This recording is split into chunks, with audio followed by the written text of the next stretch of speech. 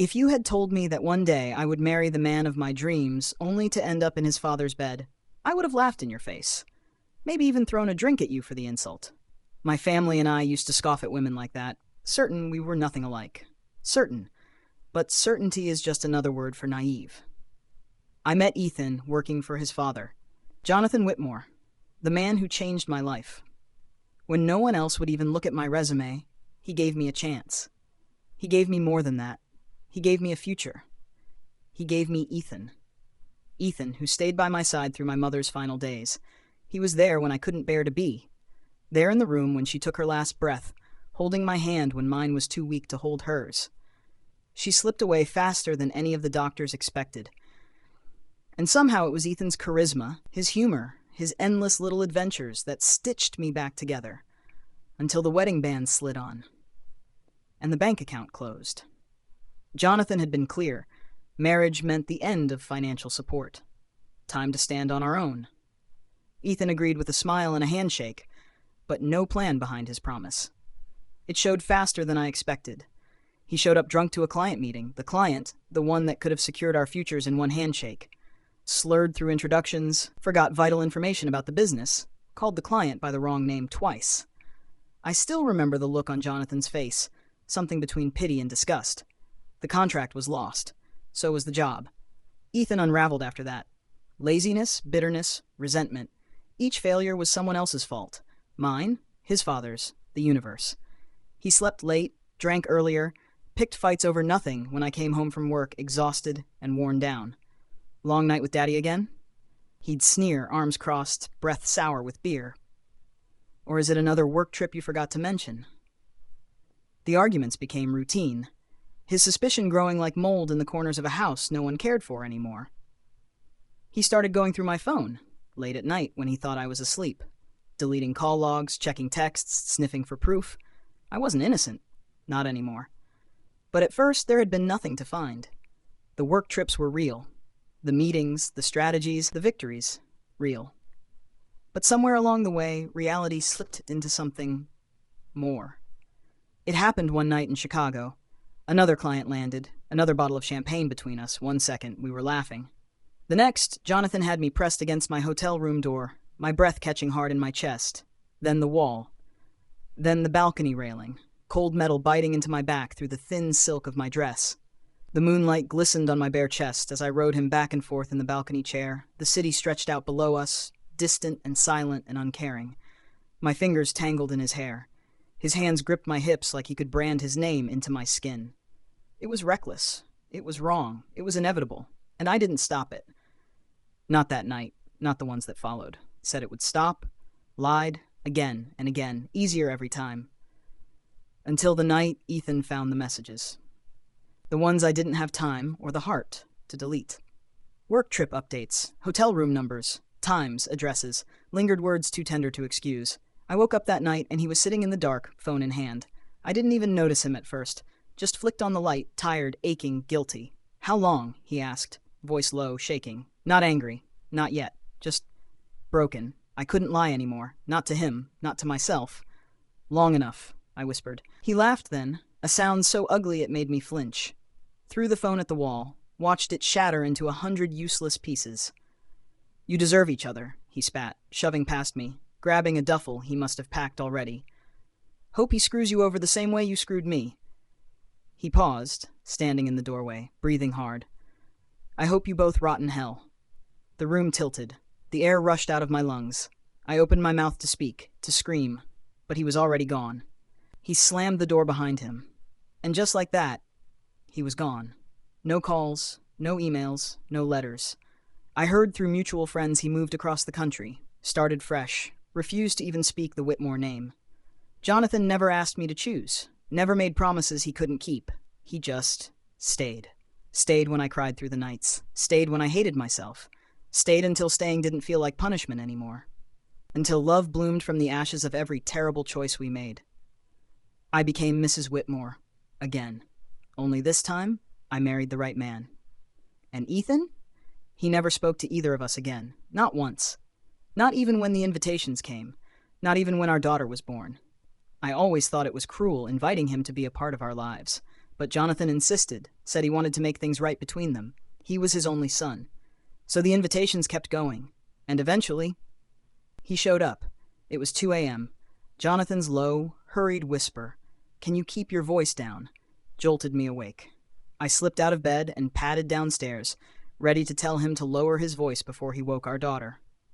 And there he was, Ethan, standing in the doorway, beer in hand, giving Jonathan an earful of everything he never said before. My presence froze him mid-sentence. His mouth snapped shut. His eyes dropped as my daughter, frightened by the noise, ran into my arms. I guess she'd been woken up by the shouting, too. He looked back up at me then. And then, with a voice colder than I had ever heard, he said, "You ever wonder why your mom slipped away so fast? Why the doctors were so confused? Maybe you should." My body felt lifeless. His words haunted me. I told myself he just said it out of anger. He didn't mean it. He would never. The truth is, I don't know. Jonathan gave me stability, security, a kind of love I could count on. But late at night, when the house was still and Jonathan snored softly beside me, I would stare at the ceiling and wonder, did I lose Ethan? Or did I lose something even bigger? The girl who believed in fairy tales. The girl who thought loyalty was everything. The girl who thought she could never become the villain in her own story. Some scars run too deep for apologies, too deep for forgiveness, too deep for anything but silence. I had just gotten laid off from my first job out of college. Couldn't afford my apartment anymore, so I called the one person I knew would always answer. Elena. My sister. She had a way of making hard times feel softer. It was Elena who kept me safe through every foster home we were shuffled into, never once letting me face anything alone. Most of the time, we had to move because Elena wasn't afraid to teach certain foster dads exactly what would happen if they tried anything with me. I could barely speak through the sobbing, but somehow, she understood me. She always did. She told me to pack my bags and come stay in her guest room. Said she'd love the help around the house. Said she missed me. Said I'd be doing her a favor. Like I was the one saving her, not the other way around. She knew exactly how to talk me down, how to frame it so I didn't feel like a burden. Her words gave my pride just enough room to hide behind. So I said yes. It was better than crashing on someone's couch. It didn't hit me until I stood at her front door with my suitcase in hand. Darren lived there too. Her husband. He opened the door, his face lit up, voice booming, "Sister!" Then came the hug, 6'4" and solid muscle. He wrapped me up in his arms like I was something precious. Safe. Elena and Darren made me feel welcome. Truly. Darren worked from home, so we saw each other.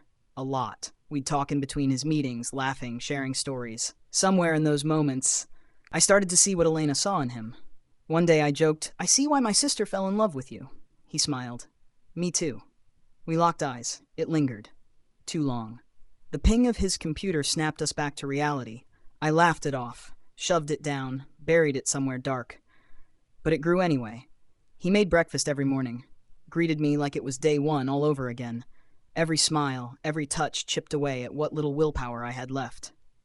One afternoon, we were goofing off. He asked if I still had my gymnastics skills from college. I laughed. I was captain, remember? "Show me," he said. "In here?" He started moving furniture. I told him I'd need a spotter. He stood behind me, hands at my waist. "Don't drop me," I joked. "I got you." He threw me into the air, caught me in a cradle like I was fragile. We locked eyes again, and this time, we kissed. There was a breath, a single beat where everything could have stopped, where I could have pulled away, where none of this had to happen. But I didn't. I saw Elena's face in my mind, bright and fierce and trusting, but the moment swallowed me whole. Darren carried me upstairs, and I made the worst mistake of my life. I avoided Elena the whole day, told her I felt sick, said we'd hang out tomorrow. But when Darren came near me again, the guilt vanished, and it kept happening, again and again. Each time a little easier, each time a little harder to hate myself. Maybe she'd never find out, but she did. It was a normal morning. Darren made breakfast. Elena kissed him goodbye and left for work. We had a routine now, sick as it sounds. He'd sneak into my room not long after she left, and into me. But that day, we missed the buzzing phones. Elena had forgotten her wallet. She needed one of us to meet her at the door. I didn't hear it. I was too busy looking into his eyes, too busy saying the words I should have swallowed. I love you, Darren. He froze. I froze. The world around us blurred, except for the slow click of the door, the creak as it swung open. It felt like forever, like time itself refused to move. The sunlight from outside framed her figure first, a familiar outline standing still. Then the shift of her head, taking in the scene. Her eyes lowered, her breath caught. Her keys slipped from her fingers, hitting the floor with a sound so loud it cracked the air open. Only then did her face come into focus. Elena, her mouth open, but no sound came out. Her chest rose and fell as if breathing was suddenly difficult. Her gaze flicked from me to Darren to the sheets tangled between us. I tried to say her name, tried to move, tried to undo it all somehow. But I couldn't. I was rooted to the bed. To my shame. She didn't scream, she didn't cry. She simply shook her head once, twice, and turned. We scrambled after her, Darren pulling on jeans, me clutching the blanket around me. But she was already outside, already in her car, already leaving, already gone. And just like that, I lost my sister. Darren and I paced the living room for over an hour, each step heavier than the last, each breath harder to take. The only response we got from Elena was her voicemail. Every unanswered call made the house feel colder, emptier, more like a graveyard than a home. I wanted to apologize, to beg, to fall at her feet if it meant she'd listen. But the sound of the key entering the lock, it paralyzed me, froze the words in my throat. My knees buckled. It felt like the kind of fear you get when you know you've done something unspeakable, and you're waiting for the punishment you know you deserve. The door creaked open, slowly, painfully. And there she was. But not the Elena who had left that morning. Not the sister who laughed over pancakes or squeezed my hand in the dark. This Elena was a storm in human form. Not sad, not broken, raged. Darren made the first move. Baby, I'm so... She cut him off with a hand to his face. A silent command. A warning. He froze under her stare. Didn't even try to finish the sentence. Slowly her head turned. Her eyes locked onto mine. I tried to speak, tried to move, tried to apologize. But nothing came out. Nothing. Then she spoke.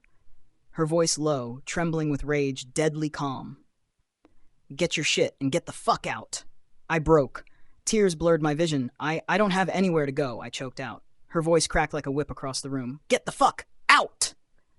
Every nerve in my body vibrated with terror. I thought I might throw up. I thought I might die right there. I grabbed what I could. Only the essentials. Left everything else behind. I couldn't bear to pack my shame in front of her. I stumbled out the door, carrying my guilt like it weighed 100 pounds. Sat in my car, sobbed so hard my ribs ached, screamed into the steering wheel. I wondered if the neighbors could hear me. Part of me hoped they could. Maybe they'd know what a monster I was. I wondered what she would say to Darren. How she'd look at him after seeing us like that. It didn't take long to find out. The second-floor window flew open, and then came the storm. Shoes. Shirts, belts, pictures. Everything Darren owned raining from the sky. And then Darren himself, not falling out the window, thankfully, but staggering out the front door with whatever dignity he had left. I drove him to a hotel. He offered to let me stay. I couldn't. Not even if my life depended on it. Being near him would make the betrayal permanent. So I parked my car near a park and slept there. Alone. Night after night. I tried calling Elena every day, straight to voicemail. Darren called, too. I rejected every one of his calls. I couldn't even say his name without tasting bile. I wandered the park during the day, trying to clear my head, trying to forget, trying to disappear inside myself. But the thought of Elena, of never hearing her voice again, it made me dizzy, made my stomach churn. Each step felt heavier than the last, each breath shallower. The ground tilted, spun, collapsed. And then, darkness. I woke up in a hospital bed, tubes in my nose, IV in my arm, the harsh lights burned my eyes, the machines beeped too loudly. Everything felt wrong. The doctor was there, smiling. Welcome back. You had a nasty fall. His voice buzzed in my ears. I barely heard him. Because standing in the doorway, arms crossed, face tight with irritation, was Elena. I had forgotten she was listed as my emergency contact. Her voice was clipped, hard, cold. Is she gonna live? She asked, as if it was the only reason she bothered to show up. The doctor chuckled. She's going to live. They both are. I blinked at him, confused. Both? I croaked. He smiled gently, nodded. Yes, you're pregnant.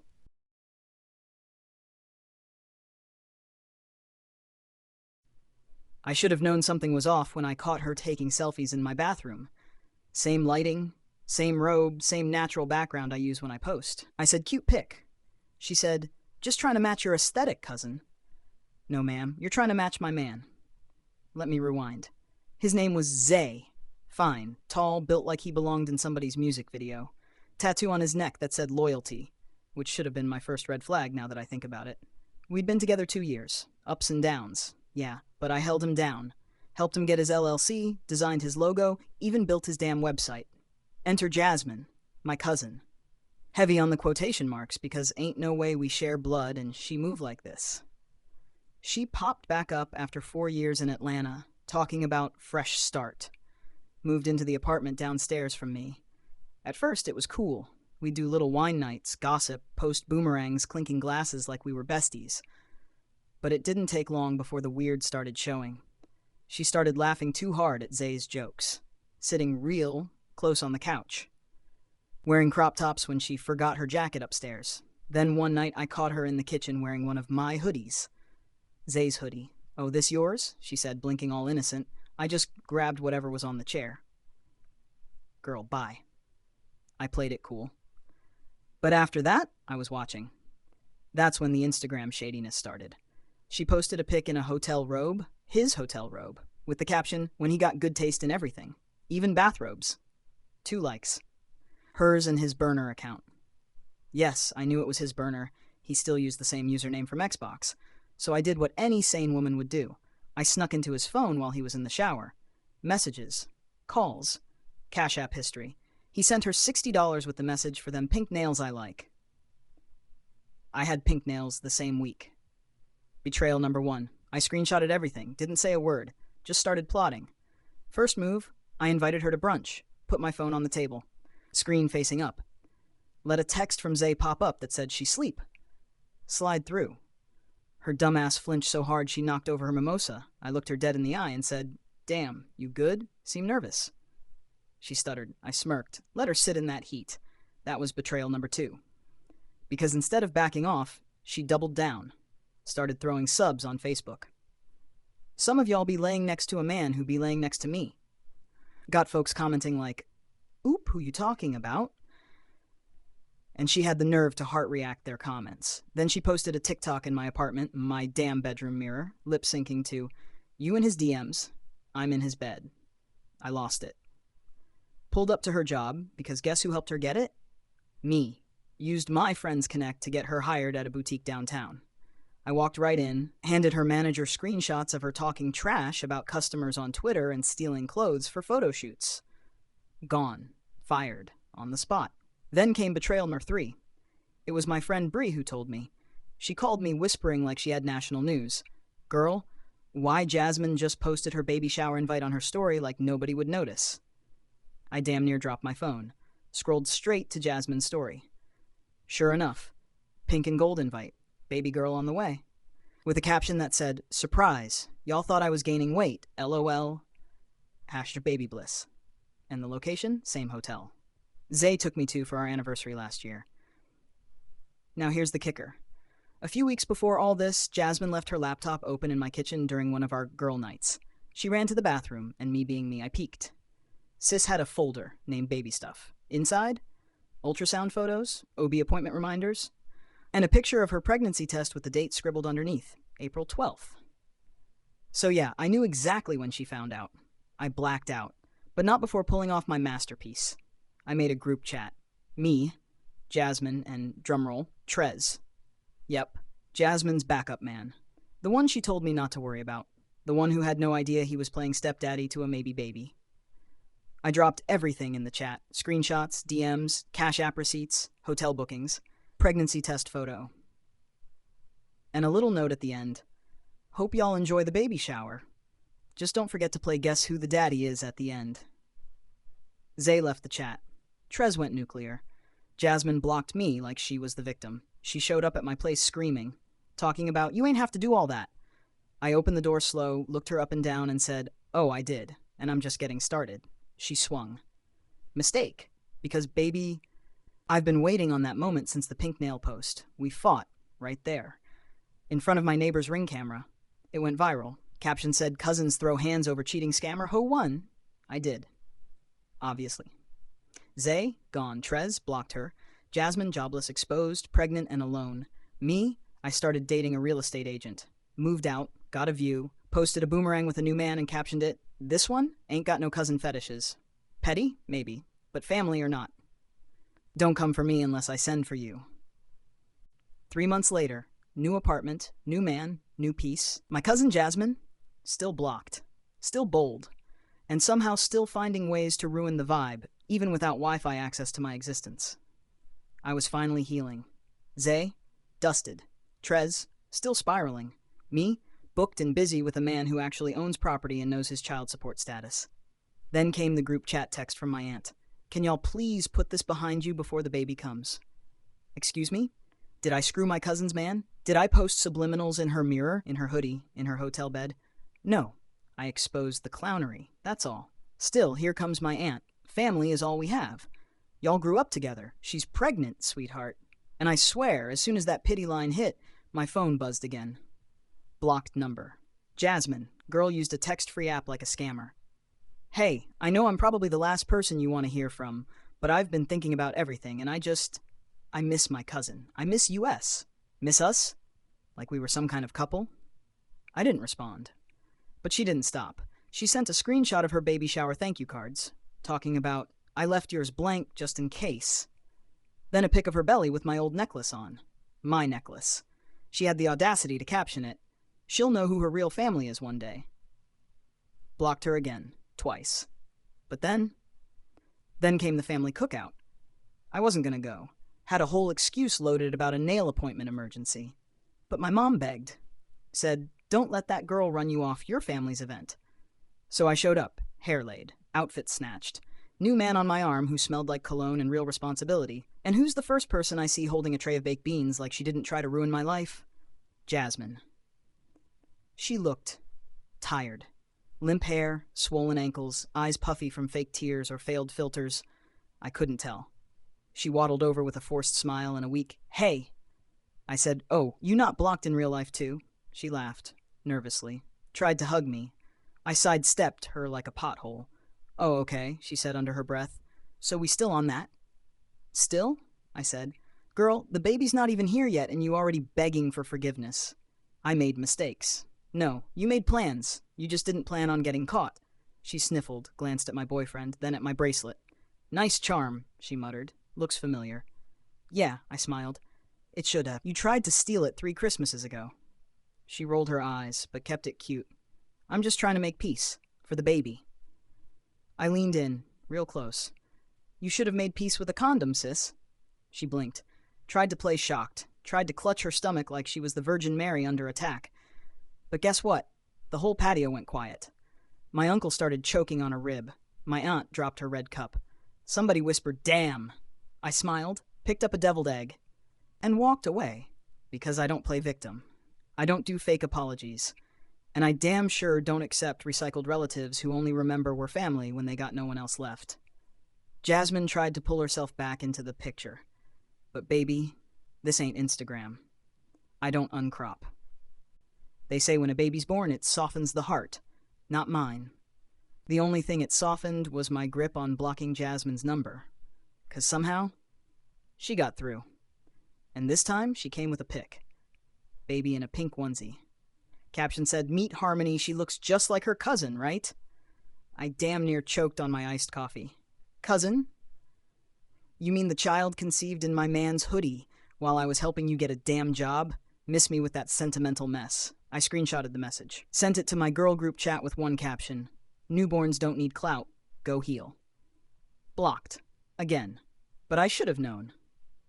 The family reunion was coming up, and everybody said she wasn't coming. My aunt swore she'd stay home. Just had the baby.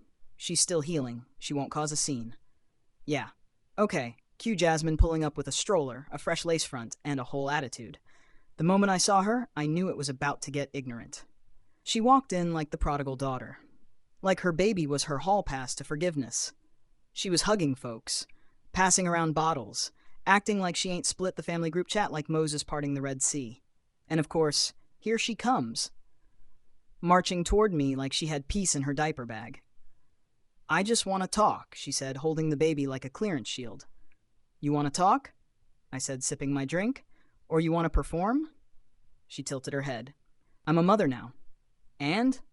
I raised my brows. You want a cookie? Or a paternity test?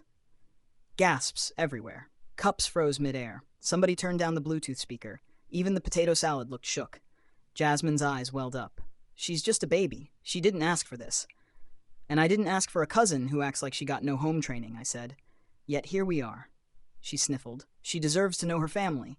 And her mama should have thought about that before hopping on 2 men in 1 month like it was a relay race. Laughter broke out. Somebody yelled, "Run that back!" Jasmine blinked fast, lips trembling. I said I was sorry. And I said I don't do forgiveness just because you got a car seat now. She looked around, desperate for backup. My aunt stepped in. Please, just let it go, for harmony. But I shook my head. This ain't about harmony. This about Jasmine thinking a baby was a reset button. It's not. This ain't Nintendo. You don't get extra lives after betrayal. Silence. Tension so thick you could slice it with a plastic fork. Jasmine wiped her face. I didn't come here to fight. Good, I said. Because you wouldn't win. I walked off, straight to the grill, fixed my plate, sat by my real cousins, the ones who don't do backdoor sneakery, and kept it cute. Jasmine left early. No big goodbye. No dramatic exit. Just rolled that stroller to the car with her lace front sliding from sweat and regret. They say time heals everything. But some scars, you leave them open. Not out of bitterness, out of wisdom, out of protection. Because some folks don't want peace. They want access. And I'm not a password.